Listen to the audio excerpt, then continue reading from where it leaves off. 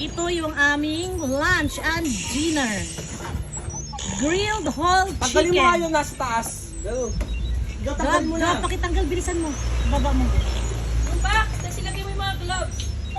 Ayan, mga super mom. Tinimplahan na ng anak ko.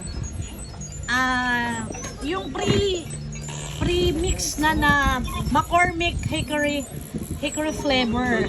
Tapos, dinagdagan niya ng konting nor seasoning, isang pack ng magic sarap, at saka konting toyo. Ayan.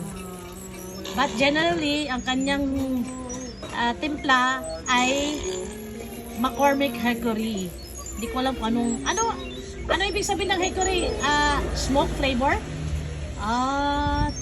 I'm correct. Pagluto daw nito guys, mamaya, smoke flavor na siya. Ayan. Ding, ilang minutes mo ibabad to? Okay, 12 o'clock. Ano namang oras? Mga 30 to 1 hour to nagbabad guys. Gaba ng oras na? Alam ko 11 past na eh. Ayan. Dapat kahapon pa ito nababad guys eh. Kaso lang nakalimutan namin taputin.